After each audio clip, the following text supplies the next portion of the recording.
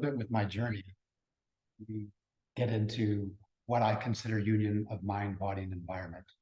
And good to see you. Welcome. And I was raised here in San Antonio. My mother was in the United States Air Force, and my parents came from India. And though I was born in Omaha, Nebraska, my sister's Canadian, my younger brother's from Phoenix, Arizona, but we all grew up in San Antonio. And as a child of a military officer, a flight surgeon, lieutenant colonel in the Air Force, we had pretty strict discipline in the household.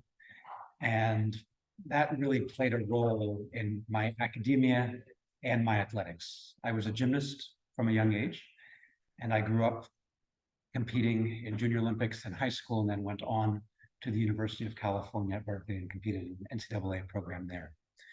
Much of my family is actually in medicine, both on my mother's and father's side. And so that's what I thought I wanted to do.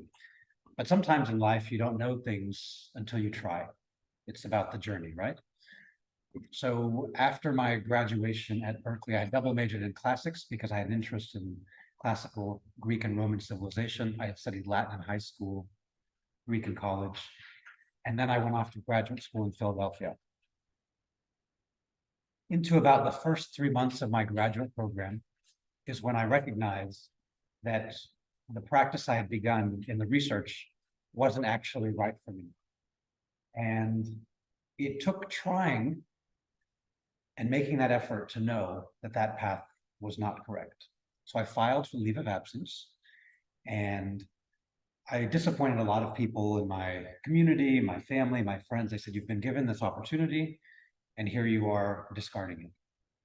My argument was that I'm very grateful and blessed to have received the opportunity. But if I go down this path and I don't feel that it's right for me, it's a disservice actually to take the spot in the class and to pursue something that maybe my full heart and mind are not in at that moment. So after I filed for that leave of absence, I moved to a small fishing village in Northwest Japan. And I call that my year at Walden. Does anyone know who Ralph Waldo Emerson, David Thoreau are? They've gone off into Walden Pond and took time away from society, from life, from civilization, from community to really identify and find their own self. So that's what that was for me. I was in a foreign country. I was the only foreigner in my village, small fishing village, and gave me a lot of time to reflect. My whole life had been so structured in academia and athletics that this was a free-form learning environment for me. And I was teaching part-time to pay my way. Then I was also doing a lot of deep sea fishing, hiking. I was near the sea. I loved skiing, so I did winter sport. But all of those things allowed me to take the foundation I was given from a young age in a very structured environment, and then to be in a free-form environment and learn independently on my own. And what that did is it didn't give me all of the answers of what I wanted to do with my life, but it gave me an opportunity to explore, which I think was very important, because sometimes we get caught in this rut, in this daily cog of the wheel is just kind of going round and around, and we forget about this beautiful earth that we live on and life that we have an opportunity to live and explore. And so that's what I did in that time. I did that for a year and a half, and later became involved with a non-governmental organization, an NGO that was Tokyo based. And that allowed me to work in over 35 countries in development projects. So anything from displaced Maasai people in Kenya who have no concept of land ownership that have been pushed into the cities, the urban cores of Nairobi and Mombasa, to organic farming projects from Malta to New Zealand, to working with people, kids in the favela who have been exposed to violence and drugs in Brazil, to Antarctic observatory missions. But it gave me perspective. We had grown up traveling, my parents being from India, going back and forth there. We have a big family, as many Indian families are. I have 52 first cousins on 5 continents. So, but traveling for this type of work was very different than traveling for attending a wedding or seeing family in other places. And it really opened my eyes into the world that we live in, the challenges that are presented, but also the opportunities given humanity, ingenuity, and goodwill that we have an opportunity to serve. And I came back to the United States in 2008. The project that we worked on through this non-governmental organization was on a ship. So we traveled by ship. That allowed me to circumnavigate the globe twice. Once a central route to the Suez and Panama canals, and once a southern route around Cape Horn and Cape of Good Hope. So it was an incredible opportunity. And again, it gave me perspective. So when I came back to the United States in 2008, I was called back home here in San Antonio for the family business. My mother was a physician, and we have a gymnastics center, which is what my father had invested in. So I was mixing antigens in the clinic and compounding immunotherapy during the day, and I was working in the gymnasium in the evenings, the front desk and coaching. So really helping the family business, and saw myself here for 2 years. And I wanted to go back and work in international work in Tokyo. But I'm still here, and that was in 2008. And this is how many years later, almost 14 years. Why am I still here? Because I found my community that I had grown up in that I maybe knew very little about, aside what I was given when I was a child and the community programs and what I did with school. But I rediscovered the city that I had grown up in as I came back in layers. And San Antonio is an interesting city. It sort of is like an onion. It peels in layers. It's not necessarily like Boston or New York, where it's all centralized and everything's just there at your feet. But San Antonio, you kind of have to discover. Here we are on the northwest side. You go downtown, there's Southtown, and there's different parts of the Deco district. And if you haven't had to explore, you live in a great city. How does everyone live in San Antonio? Yeah, okay. So that's a little bit about me. And I work now, as was mentioned, in a performing arts company called Musical Bridges Around the World. We believe that great art should be accessible to all. And so we bring in Grammy Award-winning Van Cliburn and Tchaikovsky, the best of the best from around the world, and make sure those opportunities are free to the public, because not everyone has access, whether to buy a ticket or to go attend a concert. So we bring the concerts to the people, whether it's in the Cathedral of San Fernando downtown, or senior centers, or under-resourced schools that don't have arts programs. So that's my daily work, is I work to make sure all of that stays free by partnering with our city government, our state government, county, the national foundations and corporations that we work with. So why do I begin with that story? It gives you some context into who I am, but also I want to explore a few concepts that you may have heard about during your time here at Om. And to begin, dosha. We all know what dosha is? Your constitution. And everybody has a constitution, and that is a circumstance that is given to you. You have your parents that have created you, and that is a circumstance that is yours and uniquely yours. And because of that circumstance, you're born into a time and place. You're conceived at a time, you're born into a place, and you have two parents, right? That's your dosha. So, given your circumstance and your environment, oftentimes people say that you're a product of your environment, right? I would argue actually that yes, you're a product of your dosha, your circumstance, which you're born into, but your environment is what you create around you, yeah? What you choose to do. I mean, you have freedom of choice. Obviously, many of you are young, and so you're at a point where you're told to attend school, and you're told to do chores, and you're told to do certain things, but you still have some freedom. And as you get older, you'll have more and more freedom, and you'll be able to create and curate your environment. But when you talk about your unique dosha, how do you manifest that in your world, right? You have these different opportunities through education that will come towards you in life, with career, with relationships, with environments and circumstances that you want to be a part of willingly. There are certain things that we all have to do, but there are then things that we want to do, and that really creates our environment and our uniqueness, our distinctiveness. And that helps us as we go through life to find our dharma, right? Our purpose, our virtue. So what is your dharma? And how do you discover the virtuous way?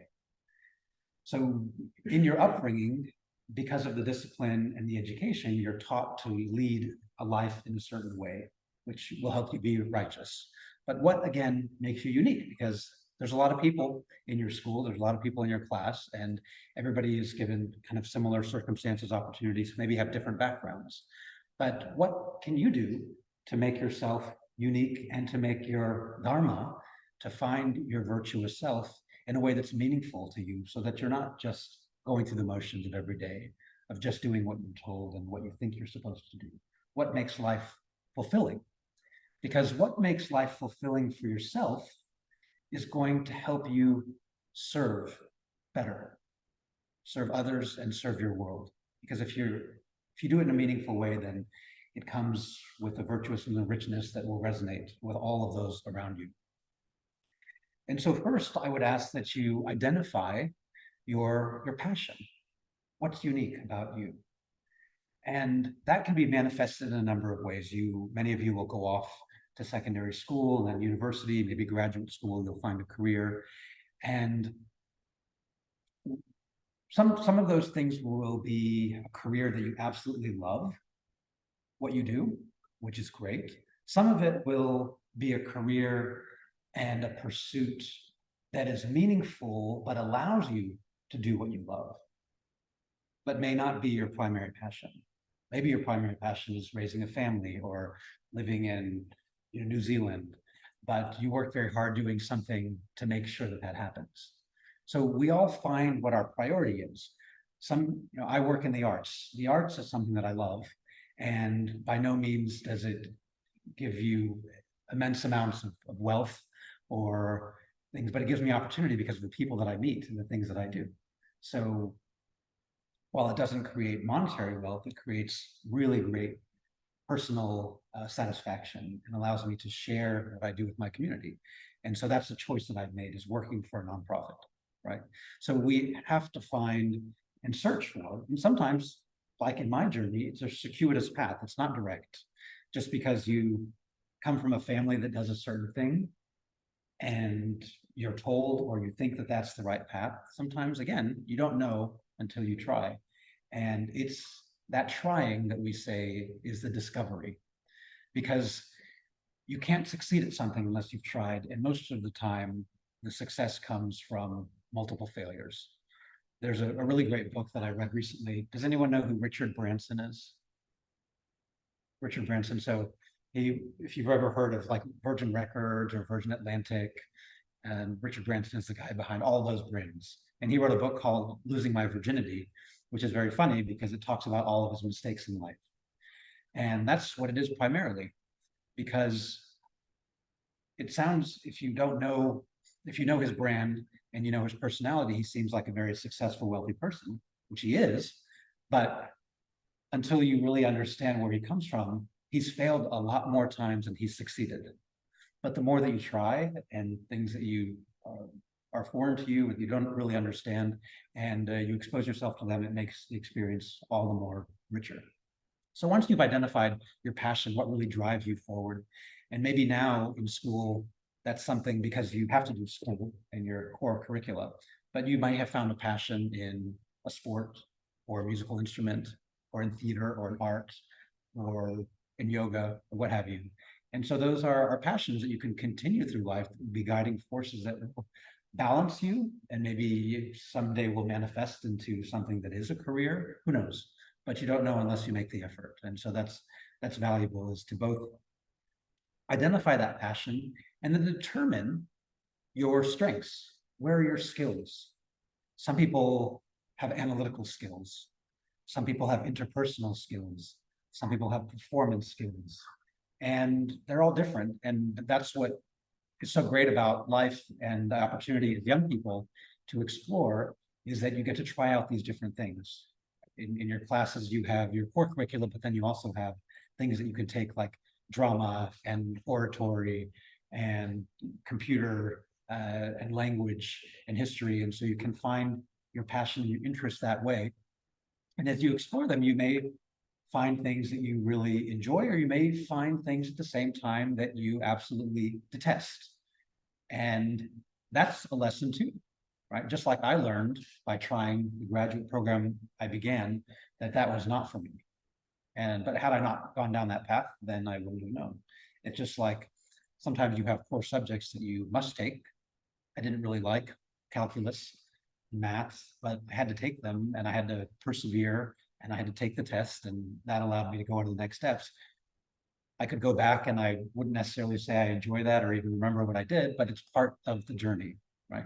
So everybody here presumably is a yoga practitioner, maybe some future yoga practitioners, right? So we always say in yoga, right? Yoga is about the journey, not the destination. What is yoga? It's union. It's union of our masculine and feminine energies, of the solar and the lunar, of the yin and the yang. It's the opposites, right? In Sanskrit, yoga is yoke, right? It's what binds together. So it's that dynamic tension that we try to find that gives us balance and strength. And it's through that exploration. In the West, people know yoga as the physical asanas, right? They think you go into a quiet room, light a candle, play some music, 90 minutes asana, that's yoga. We know there's much more to that, right? There's the breath, there's ahimsa, there's all of these practices that are manifested through the physical practice and beyond. And so in that practice, you find balance and you find harmony. And that doesn't mean that yoga is just the physical asana practice, but it is that union. And I also teach yoga, so I oftentimes, when people hear that, they say, oh, yoga's not for me, I'm not flexible, I can't touch my toes, or I can't sit still for that long. And of course I say, well, yoga absolutely is for you. You're the primary candidate, right? Because that's going to help you find your balance and find your internal harmony. Because it doesn't have to just be the asana practice, it's connection of mind and body. When mind and body are united and you have that focus, then you're taken to a different level. When all distractions disappear and you're focused on the self and you find your true inner self, then you can really hear your own sound and find your own direction. And so whether that's connection of mind and body through swimming or running or asanas or meditation, that is a uniquely profound ability that we as human beings are able to possess and practice. And we live in a world, people talk about how violent the world is, there's so much conflict going on everywhere. I would argue, and I'd be interested if anyone disagrees with the argument, but that we probably live at one of the most peaceful times in human history. Many of you have studied history in school, right? It's war and conflict and tribal strife. That's what makes the news. But even now, by and large, I think states and societies live in peace side by side. We hear about a lot of conflict, but that's because we live in a 24-hour media cycle where all that's in the news is about who's fighting who has an arms race, who's testing and firing missiles. But it's happening, but it's in isolated areas. But by and large, civil society gets along, and we're fortunate to live in a place that has relative peace, right? And so as we embrace that and acknowledge the challenges that our fellow countrymen have and our fellow community members have, but find peace and find quiet that we can continue to manifest and share that rather than getting caught up in all the distractions. Because it's not just the news, but in a world of social media, in a world of Twitter, now it's X, right? And Instagram and Snapchat and all the things that are happening, these are all amazing tools to connect with one another and to share information and knowledge and experience. But at the same time, if we're not careful, they become overwhelming. And if they become overwhelming and all-consuming, then you can begin to lose yourself and your identity. And then what have you? Nothing. Then you're just going through the motions every day. So maintaining that sense of presence, and that comes, I really believe, through mindfulness. And mindfulness is simply being present. And so often we're going through the motions, whether we're driving or walking or carrying on some task, but there's an opportunity in every moment of every day to be present. And by finding that sense of presence, we enrich ourselves and whatever's at hand. And I was at, if anybody's been to the Lien Hoa Temple, it's a beautiful Vietnamese temple in Camelot.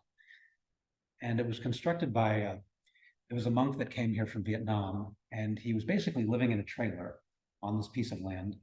And he manifested these beautiful temple grounds. If you go there today, you'll see them. It's on a bunch of acres over the course of probably 10 or 15 years. And he would have people come to the site, he would share, and it reminds me much of the story of this beautiful land. I mean, it was not so many years ago, we had the groundbreaking, and now the inauguration, and now there's the school taking place. So it's amazing to see what you can manifest just by the power of conviction and community and harnessing that power. And so this monk, if you go to these grounds, you feel like you're in Vietnam. So if you haven't been to Vietnam and you want to visit, just go to Camelot and Windcrest and you can see it. But I was attending one of the Sunday meditations, and the monk, his name's Monk Thai, and he was talking about being present and mindfulness.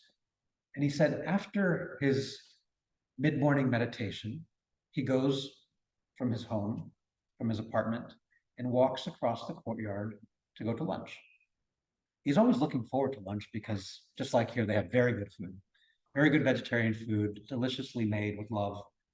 And he's excited to have that meal. But he said every step from his apartment to the dining room that he really relishes and enjoys, because it's not just about getting to the dining room, because that's what he's looking forward to, is that delicious meal that's coming up. But every step that he takes, he recognizes that, yes, he's getting closer, but he acknowledges this beautiful environment that he's in, this sanctuary, this temple, the fact that he has the ability to take a step, one foot in front of the other, he has two legs, that he's outside and he can breathe in this beautiful air. It's hot. We live in South Texas. You know, some people live in harsh, cold winters, but we're fortunate to have air conditioning, right? So there's something to be acknowledged, even with the challenges around us, that he's able to take that step one after another, breathe in the air, exhale the air, to give his body its life force to be able to take that step, eventually to reach that dining room, to use his hands to take the plate and consume this delicious, nourishing meal. So imagine if you thought about every meal that you have the fortune of consuming in that way. Wouldn't it make it a much richer experience? Of course, we're in a rush sometimes. We eat in the car on the way to practice, and you've got to send text messages and make phone calls, and there's a million things going on. That's just the reality of life. And so to be present is important. It's not 100% possible. The more you practice your mindfulness and intentionality throughout the day, you'll find joy in that experience. And even if you mindfulness practice, I use eating because it's something that we all have to do a couple of times a day, right? And so if there's an opportunity then that you're not having to deal with text messages while you're eating your breakfast, or you're not watching the news or a movie while you're eating, you can actually be completely present for that meal, acknowledge the different entities, the different lives. I used to live in Japan, and so we say itadakimasu before we begin a meal. Itadakimasu means it's giving gratitude and thanking the beings before you for giving their lives so that you can sustain your own. All the fruits, all the vegetables, whatever life forms are in front of you that you are now consuming. It's giving gratitude to them. And that small word, that acknowledgement, itadakimasu, says that. It's just expressing gratitude. And there's so much that we take oftentimes for granted. You know, we live in an amazing world, and everybody has their challenges, whether it's school or family or relationship or distance or what have you. But if you find that acknowledgement of gratitude, you'll be able to increase the joy in your life. And in Japan, there's another saying that you don't experience the light without the darkness. And sometimes in Western society, there's a tendency that if you're not happy all the time, there's something wrong. That's not the case. It's okay to be sad. It's okay. Anger and sadness are human emotions. And we can acknowledge that, because without acknowledging them, we can't really recognize the height of the beautiful things, the other side, the light. the joy, the happiness, the bliss, the ecstasy, without the tragedy and the sadness and the challenge. And that's what life is, right? It's overcoming those challenges to enrich our journey. And that's what makes it valuable. If everything were easy, where would be the fun in that? If you were just born with a chip in your head that gave you all the information. I mean, maybe that will be the direction in some days with AI, we don't know. But where we are now, we have to go on this journey. We acquire information, we digest it, we use it, we share our experience with others, and that's what enriches our life. So we identify our passion, we determine our skills, what we're good at, and then we use those to serve. So whatever you end up finding in your career, in your life, that life of service, to serve your community, to serve your peers, to serve your world, and that then fulfills you, right? Because that's why we're here, is to serve each other. But when we're working through this life and through this journey, when we talk about community and our distinct selves, how do we make that a richer experience that then is a reflection and then both enhances our experience and allows us to serve in a better way? So we talked about our dosha. Those are given circumstances that cannot be changed, our conception, our existence. And then we have our environment, which is a given environment, but we can create it. So how do we create it? Well, you have your parents and your family, and that doesn't change. But you have other opportunities, whether it's your career, your extracurriculars, your passions, that you can choose. And so herein, I think, lies a very rich opportunity, especially given the context and the community that we're in. It's amazing that we have such a diverse society in San Antonio. So you can find people that challenge you, and challenging yourself with relationships is going to also help enrich your experience, and also going to make you a better person because it allows you to see things in a different perspective. You know, we're born into a certain circumstance and environment, so we know a certain way of doing things. But the more people that we interact with that have a different way of living and a way of life will give us exposure and allow us to challenge what we do and how we do it, and maybe learn to do things in a different or a better way, but also to understand our fellow humans, our fellow beings, our fellow community members. If you have friends of a different religion, of a different ethnicity, of a different age, of a different sexuality, of a different ability. And I was at a comedy show yesterday at Laugh Out Loud, if anybody's ever been to that. And the comedian was a dwarf. And there was an amputee, a double amputee in the front row. And he spent a good amount of time making fun of this amputee. And people might think, well, that's a terrible thing to do because he's disabled. Why would you make fun of him?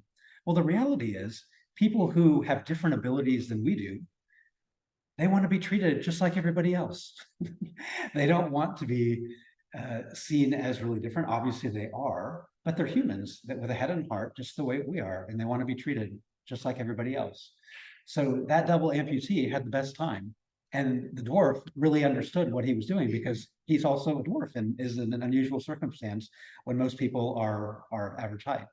And what was funny about it is his wife is typically able person. She's Chinese, and they have a daughter who's also got the dwarf genes. And so his name's Brad Williams, if you ever want to look him up. So it's very funny show. But when we create community that has diversity, it gives us opportunity to really embrace the place that we live in and to move beyond the boundaries that we know, which then I think will make us kind of better citizens and better humans.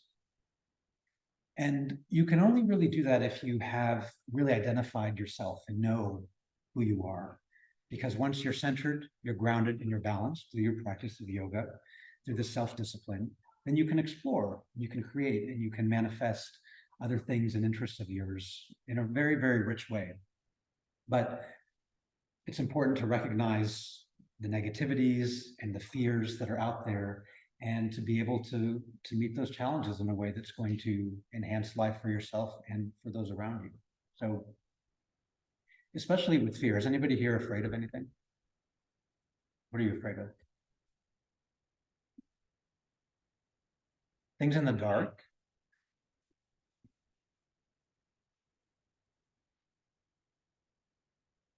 So in the dark, you don't know what's there. If it weren't dark and you were to turn on the light, what might you see? But the fact that you can't see them is what's scary.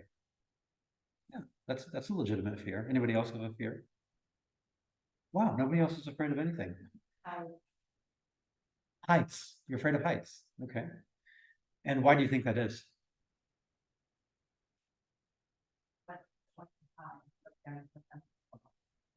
Oh, okay. So it's sort of self-preservation because you're high and you might fall, so you might lose your life, and that's dangerous. So that's a legitimate fear. Anybody else have any fears? Spiders. Spiders. Why spiders? I don't know. They just move weirdly. They move weirdly. Yeah, that's interesting. They move weirdly, and some of them are poisonous, right? So they can be dangerous. Any other fears? Have you ever thought about overcoming the fears that you have? Like maybe by holding a spider or by walking in the dark or by climbing to a high point? It's interesting because we're all individuals and we have distinct experiences in life and distinct opportunities and fears. And who knows where they come from? Maybe a dream or an experience or something that my mother had a visceral fear of cockroaches. She would scream bloody murder when she saw a cockroach. She would just thought that the world is ending. And I don't know why, but I feel like that was instilled within the children because of that. And there's really, I mean, they're creatures like many other creatures, but there's something about them that I don't necessarily fear them, but maybe I do fear them. So, it comes from different places, but are they rational? Are they irrational? Some are rational fears. Spiders can kill. You can be too high. You can trip over something in the dark.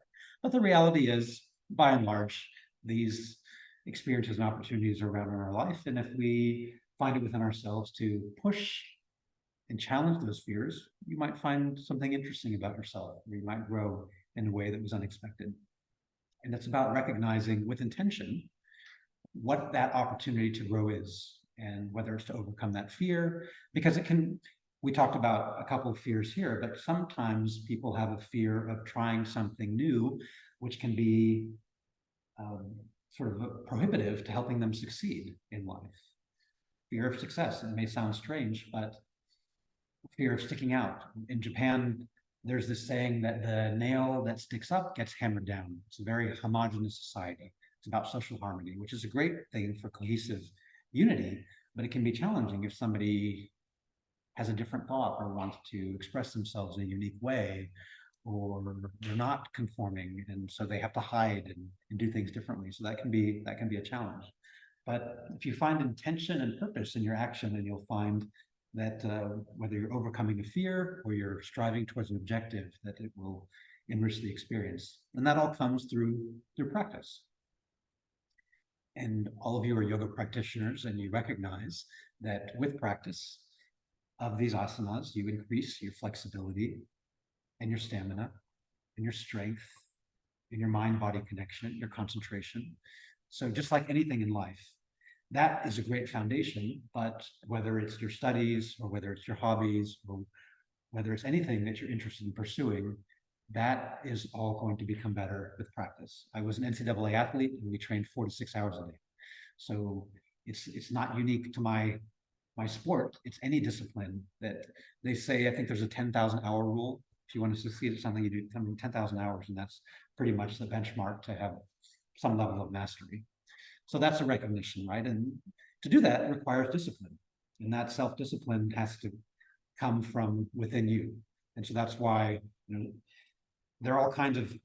Does everybody goes to school that are students here? Does anybody do like homeschool or unschooling? Do you already familiar with those things are? You have. I have my cousin, she unschools her children. They moved from a very urban environment in India to a very rural environment. They're from Hyderabad, is where my family's from. Then lived in Boston for about 20 years before moving to basically 40 acres outside of Dallas. And she sent her sons to go woofing. It's like you go live on a farm and you work and you learn how the farm works, for woofing. And that allowed them to learn the skill set. And then her daughter, she's unschooling. So the idea is that you learn to read, and then everything beyond that is the opportunity that you pursue. So it's not a formal education. But there's all kinds of ways to learn. And if you're in a formal school system, then you can given the tools you have, you can then pursue what it is that your interest in your career is to make your life. What else? We talked about mindfulness and presence and community. Up until now, what are your thoughts? I've been talking the whole time. What are your thoughts? What are your questions, your observations?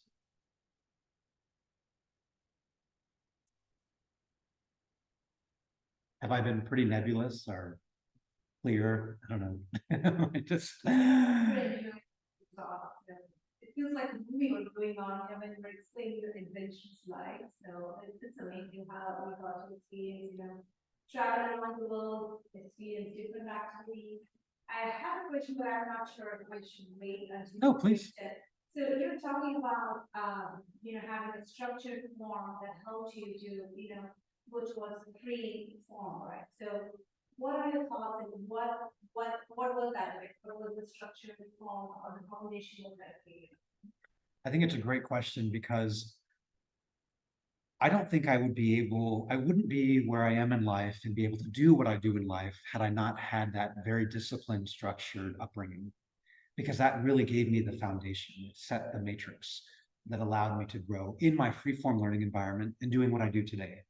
I work for a nonprofit organization. That's my full-time work, but I also serve as the mayoral appointee to the Arts Commission. I chair the Performing Arts Home and Music Committee and the Global Arts Envoy for Sister Cities International based in Washington, D.C. I serve as the India Chair nationally. I serve on different boards and commissions. And all of those require a fair amount of dedication, time. And had I not really had that discipline of time management, and also whether it was through gymnastics and then eventually through yoga, that balance of mind and body. And sometimes when you talk to people and they're complaining about how busy they are and how they don't have time to do this or that, sorry, I didn't have time to call you, sorry, I don't have time to go to the gym, or I don't have time to do this because I'm so busy. So my argument, and this comes back to yoga, is time is all you have, right? So it's depending on how you choose to use that time. And for me, the busier I get, the more important it is for me to find my yogic practice, because then I'm centered and I'm balanced, because otherwise you become distracted and scattered and you become challenged and imbalanced, and that can be very dangerous. And it leads to mistakes, and it leads to irritability and anger, and it just comes from you and it's reflected on others, and so it can be detrimental, I think. And so I would say that upbringing was very important for me. And then the step that I took away was difficult from a path that I knew to do something that I didn't know. But I think that was very valuable because it gave me perspective. And that perspective is, I'm on the journey just like everybody else. And I think it's valuable sometimes to be able to take a step back and to say, what am I doing and why am I doing it and who am I doing it for? And is it the right thing to be doing? That's all. Your observations. I'm curious as to what some of your passions and your interests are, where you see your life going, what you want to do after school or in life. Anybody would like to share?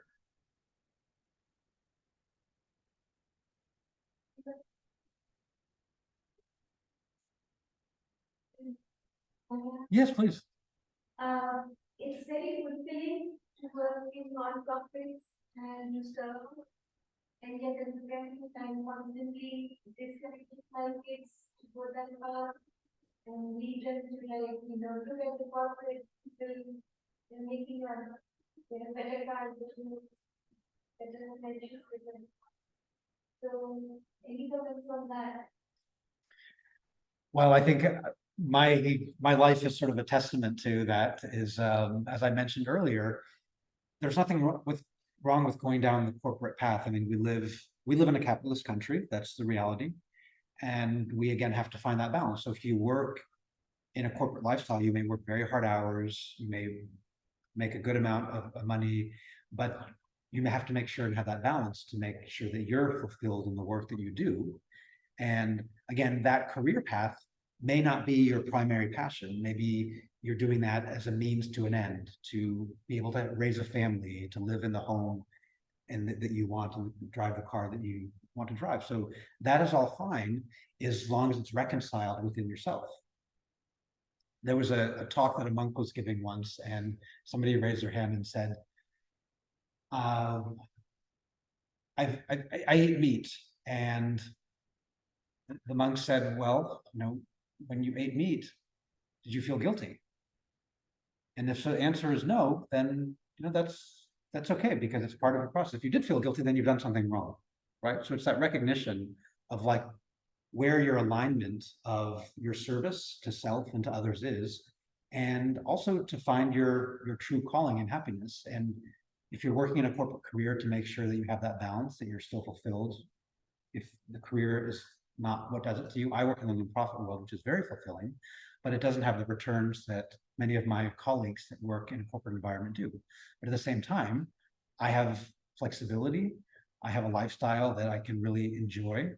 And so it's as a parent, it's hard because you want to make sure that they have the means to have their own family and to have a well-being. But at the end of the day, if it's not fulfilling to them, then I think then it may be a loss. So it's about, again, finding that balance, whether it's in the nonprofit world, it's the corporate world, whatever is kind of meaningful work. Because even if it's a career like I was talking about, the arts, right? The arts are difficult to make a living in this country, because in the old world, arts are supported by the state. Here, a lot of it's done through nonprofits. You have to make your living. It's not a full-time job. It's by doing performances or gigs and kind of making ends meet. But the reason people work as artists is because they love what they do and they can't see themselves doing anything else. And if they do anything else, then it's not fulfilling and it's not worth living for them. So that's why the term starving artist.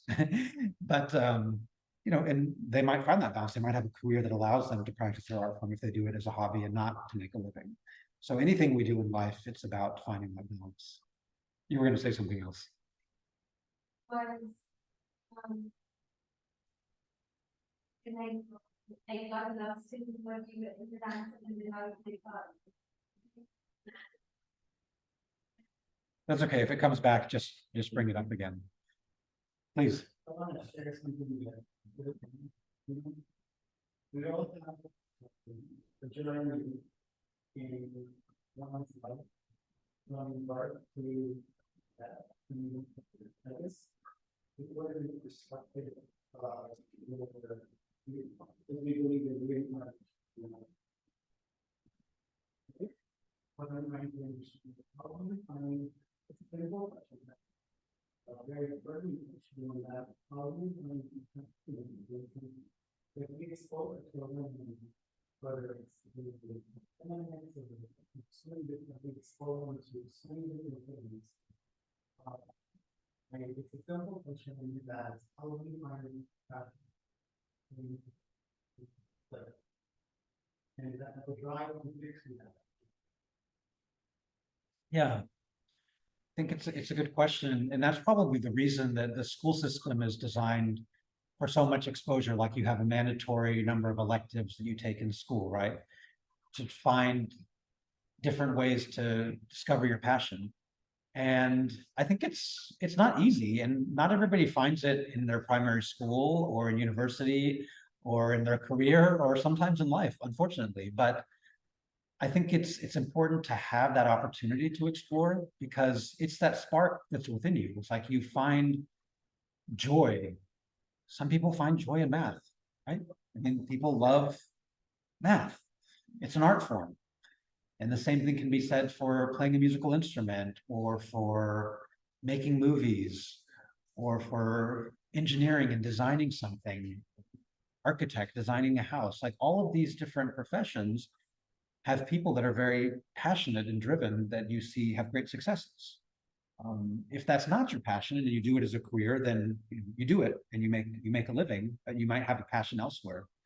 And it doesn't discount what you do. It just means that everybody has to do what they have to do. But I think the important thing in life is to find that, as we say, I don't know, is it Hindi word Josh? Like So, Josh, yeah, like to find yeah. enthusiasm, like that real, that vibrancy, what makes your heart sing. And I think that's what's further value. And hope to do this. So, I, our parents were in the generation where they were, most of us, they were striving to, back in India, they were striving to just get us into engineering or medical school. And they were paying their noses to get us into those kinds of colleges for most of us. And they were like, "भूखे मरोगे अगर artist बनोगे." This is how I was not allowed to learn music. दिमाग भटक जाएगा, I'll get distracted, I will stop studying, all of that. And so we kind of learn from our parents how we kind of mimic their ways of parenting unconsciously. And so indirectly we'll be giving the same examples to our kids. Oh, that person ended up nowhere, nobody. You're going to do the same if you want to pursue piano or whatever. So how do you think we are still having an old mindset which is no longer applicable in the society, or unrelated fears from those backgrounds, or Yeah, I think the fears are legitimate, and like everybody is brought up in a different way. And with many people with that mindset, especially first generation that have come here from Asia. And so you see that, but I think for young people, when you're raising them, and once they're identified their passion and you find what they're passionate about, highlighting the success stories of people that have done that, whether, Indians just stereotypically, right? We're so good at medicine and law. I mean, medicine and engineering, right? That's typically medicine, science, engineering is what we do well, right? That's what we're known for. But look at these examples of success stories of Indians that have made it, say, in politics, in the arts, in music, in theater, in cinema, right? That exist. And those are not easy career paths. They're not typical career paths. But those people not only had the passion, but the drive to maybe go against the grain. Maybe they didn't have the support. They grew up in a household that said, you must do this or this, otherwise you're going to starve. But they recognize, because of the richness of that passion, that if I don't follow this dream, it will be a life lost. I mean, what is my purpose? What is my dharma really? And they have found that through an atypical career path, and they've been very successful at it. So I would argue that if a young person expresses a passion, then obviously there is reality. The reality is that you have to earn a living. But if you're so driven that that's beyond something that's just a hobby or an interest, and not just passion, but talent, which again has to be practiced and developed, right? It doesn't come, even if you're very good at something, to make a career out of it, you have to practice, and it becomes a discipline, just like anything else. Without that, it's more of a hobby. And so, but to make it a career path, it takes great discipline, great dedication, and perhaps lots of failures. But it's very enriching, and it can give your life meaning, and maybe that's your dharma. maybe I will rephrase my question. So for the last story, but do you hear more of the successful stories than the story in your I wouldn't say unsuccessful, but I would say, again, you don't know something until you try.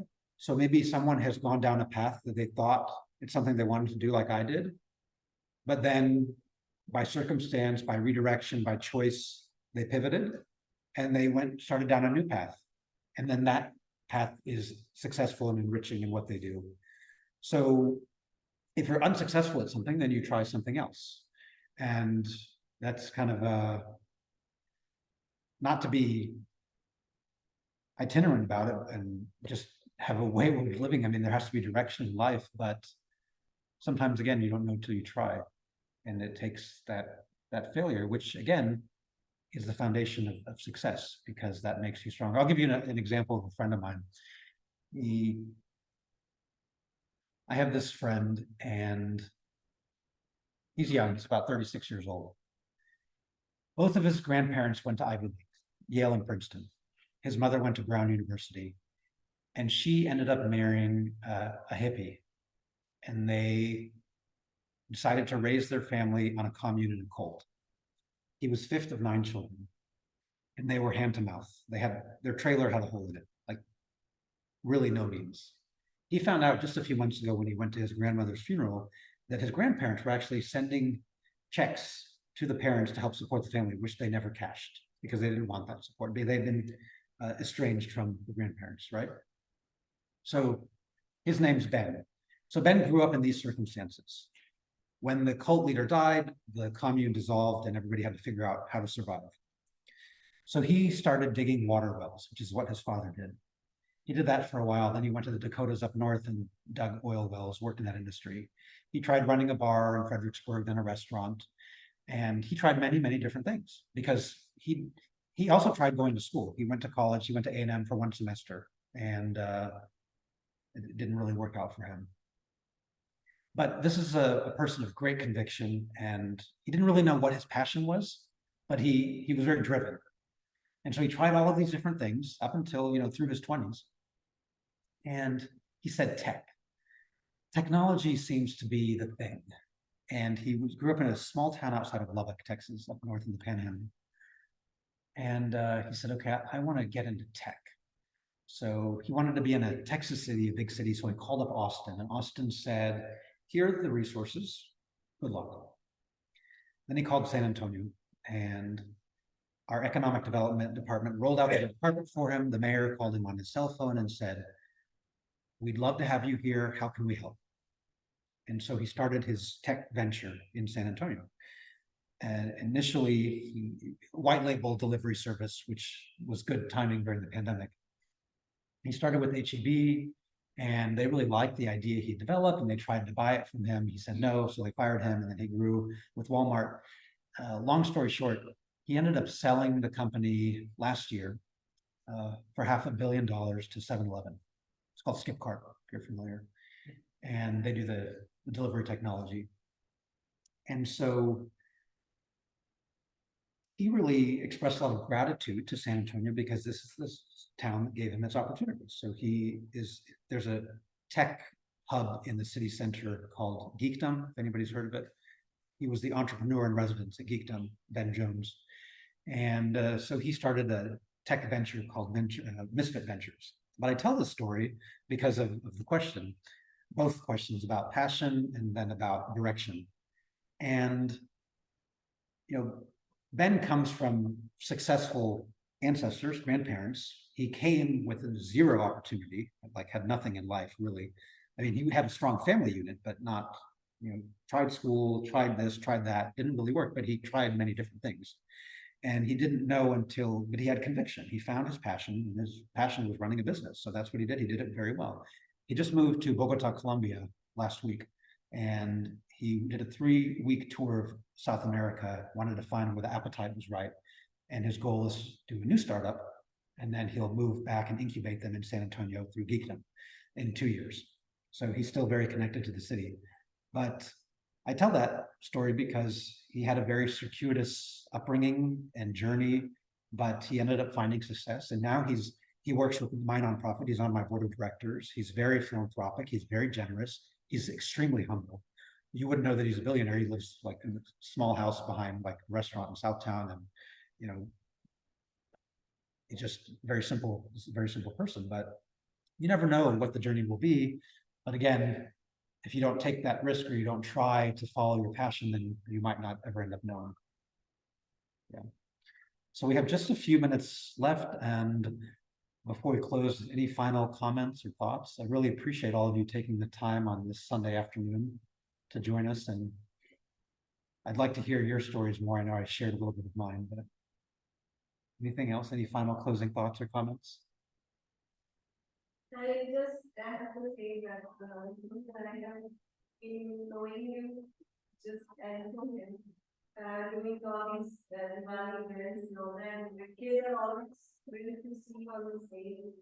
And this question, I can say like, you have to also let passion for you, kind of. And I'm so happy, glad that you follow your, you found your passion and you follow, it's very inspiring. Thank you. And I feel that once you find also your passion, that you live it, and it will attract people around you that, even if it's not something that they really know about, enjoy. It happens to me all the time because I'm passionate about the work that I do.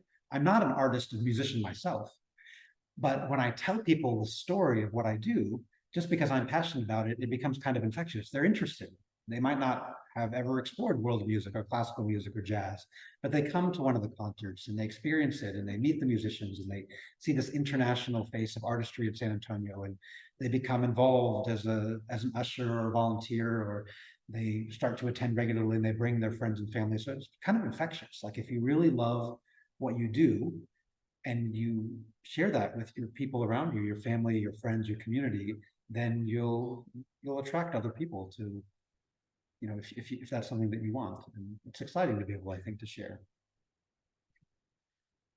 With that, thank you very, very much, all of you. But wish you best of luck on your journey. And thank you.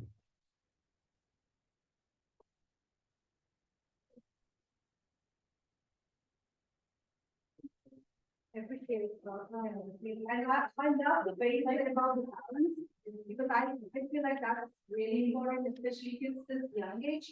Probably they're not sure what their passion is, they're still figuring out, but I would say it's still okay to, follow the career your parents are recommending, or do what you want to do right now, but don't forget your passion. Like, if you like serving the community, do your career as a main, like 5 days a week during the weekends. Serve the community, right? Probably in the future, you'll find a place where, okay, I want to do only a serving the community part of that. So it's okay to follow your passion as well as, your main career, whatever your plans are. And many of you are getting into college soon, right? How many are there? Yeah. What about each one? Not completely. Is anybody a senior this year? Senior? So do you have plans for the following year? You're going to university, or you know where you're going already? No, still applying in the process. Do you know what you want to study? Biology. Biology. Public health. Okay, great. Seems to offer public health and. And thank you for inviting me to this beautiful space. So all best. Keep you coming and share your, experience. It's a good one. My pleasure. Anytime. Thank you. Yeah. You guys wanna? Were you sitting? Oh yeah, perfect. Yeah.